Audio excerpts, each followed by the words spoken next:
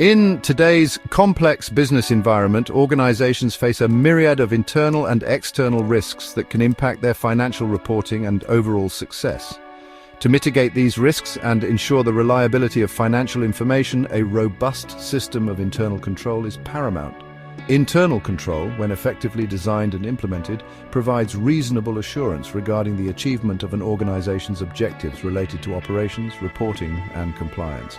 Internal control is not merely a set of rules or procedures, it is an integral part of an organization's culture ingrained in its daily operations.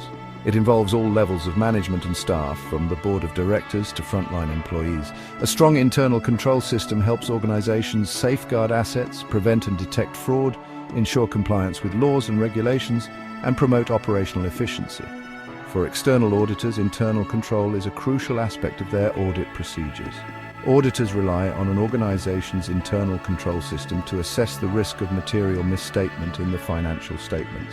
A well-functioning internal control system reduces the risk of errors and fraud, allowing auditors to place greater reliance on an organization's financial records. The benefits of a sound internal control system extend beyond financial reporting.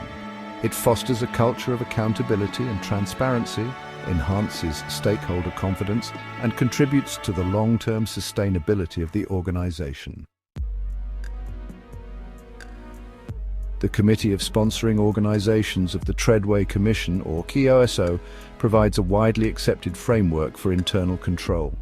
KIOSO's Internal Control Integrated Framework, updated in 2013, defines internal control as a process effected by an entity's board of directors, management, and other personnel, designed to provide reasonable assurance regarding the achievement of objectives relating to operations, reporting, and compliance. This definition emphasizes that internal control is not a one-time event or a set of static procedures, but rather an ongoing process that permeates the organization at all levels. It's important to note that internal control can only provide reasonable assurance, not absolute assurance, due to inherent limitations such as the possibility of human error, collusion, or management override. KIOSO's framework identifies 5 interconnected components of internal control: control environment, risk assessment, control activities, information and communication, and monitoring. These components work together to support the achievement of an organization's objectives. The control environment forms the foundation of all other components of internal control. It encompasses the overall attitude, awareness, and actions of those charged with governance and management regarding the importance and emphasis of internal control within the organization. A strong control environment sets the tone at the top and fosters a culture of integrity, ethical values, and commitment to strong internal controls. Principles of the control environment: commitment to integrity and ethical values. The organization demonstrates a commitment to ethical behavior and integrity. For example, the organization has a code of conduct that is communicated to all employees and enforced consistently. Board of Directors independence and oversight. The Board of Directors demonstrates independence from management and exercises oversight of the development and performance of internal control. For instance, the Board of Directors has a separate audit committee composed entirely of independent directors. Management's philosophy and operating style. Management establishes clear objectives, responsibilities, and lines of authority, and fosters a culture that emphasizes accountability. For example, management conducts regular performance reviews and holds employees accountable for meeting their responsibilities. Commitment to competence.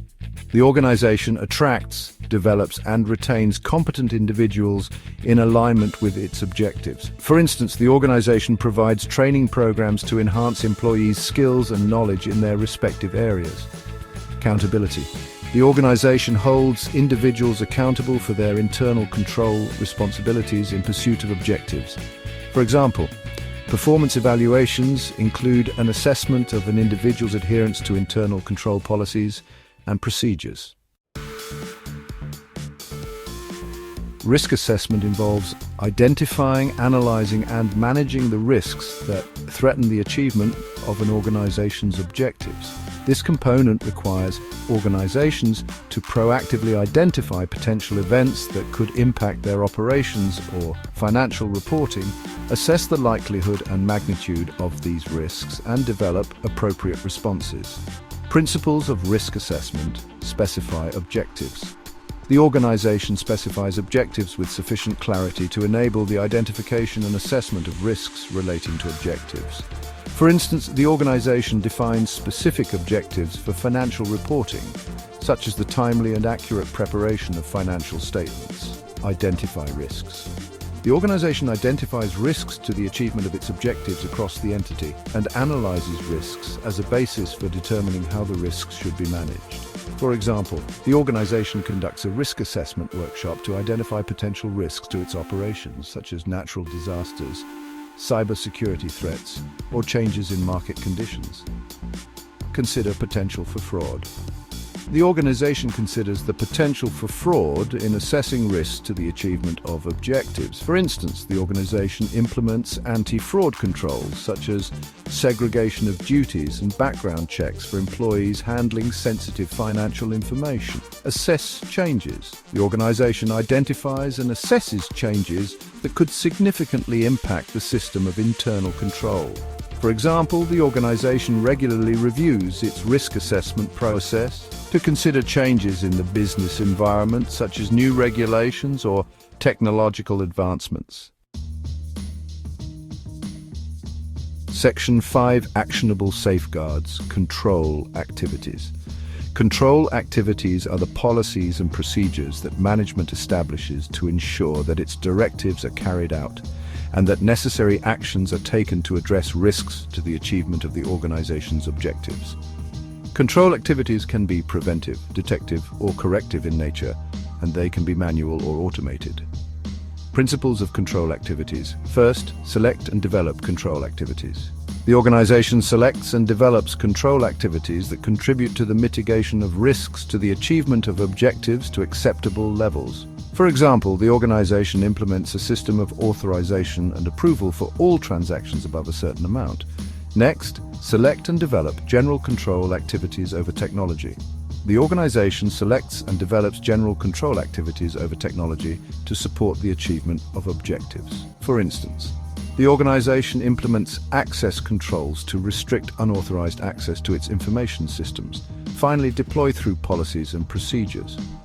The organization deploys control activities through policies that establish what is expected and procedures that put policies into action. For example, the organization documents its control activities in written policies and procedures that are readily accessible to employees. Section 6. The flow of information communication and reporting. Information and communication are essential for internal control to function effectively. Organizations need to establish mechanisms to ensure that relevant information is identified, captured, and communicated in a timely and appropriate manner to enable people to carry out their responsibilities. This includes both internal and external communication. Principles of information and communication. Obtain and use information. The organization obtains or generates and uses relevant quality information to support the functioning of other components of internal control. For example, the organization implements a system for tracking and reporting key performance indicators related to its objectives. Internally communicate information. The organization internally communicates information, including objectives and responsibilities for internal control, necessary to support the functioning of other components of internal control. For instance, the organization conducts regular training sessions for employees to communicate updates to policies and procedures. Communicate with external parties. The organization communicates with external parties regarding matters affecting the functioning of other components of internal control. An example of this would be the organization establishing a whistleblower hotline for employees to report suspected fraud or misconduct. Section 7. Ongoing review monitoring activities. Monitoring activities involve assessing the effectiveness of internal control over time. This component involves ongoing evaluations, separate evaluations, or some combination of the two. Ongoing evaluations are built into normal business processes, while separate evaluations are conducted periodically on a more comprehensive basis. Principles of monitoring activities: select, develop, and perform ongoing and/or separate evaluations. The organization selects, develops and performs ongoing and/or separate evaluations to ascertain whether the components of internal control are present and functioning. For example, the organization conducts periodic internal audits to evaluate the effectiveness of its internal control system, evaluate and communicate deficiencies. The organization evaluates and communicates internal control deficiencies timely to those parties responsible for taking corrective action, including senior management and the board of directors as appropriate. As an example, the organization has a formal process for reporting and escalating internal control deficiencies. Section 8. Management's role assessing and reporting deficiencies. Management is responsible for establishing and maintaining an adequate system of internal control over financial reporting. This responsibility includes identifying and analyzing risks, designing and implementing appropriate control activities, and monitoring the effectiveness of the system over time. Management is also responsible for communicating with the board of directors and external auditors about the effectiveness of internal control. When assessing control deficiencies, management considers both the likelihood and magnitude of the potential misstatement that could result from the deficiency. A deficiency in internal control over financial reporting exists when the design or operation of a control does not allow management or employees, in the normal course of performing their assigned functions, to prevent or detect and correct misstatements on a timely basis. The likelihood of a control deficiency resulting in a misstatement is assessed based on factors such as the frequency of the control's operation, the complexity of the transaction or process, and the competence of the personnel involved. Magnitude. The magnitude of a potential misstatement considers the financial impact that the misstatement could have on the financial statements. Management is required to communicate significant control deficiencies to the board of directors and external auditors. The communication should include the nature of the deficiency, the potential impact on financial reporting, and management's plans for remediating the deficiency. Section 9. Conclusion. Internal control, a continuous journey. Mastering internal control is not a destination but an ongoing journey. It requires a commitment from all levels of an organization, from the board of directors to frontline employees.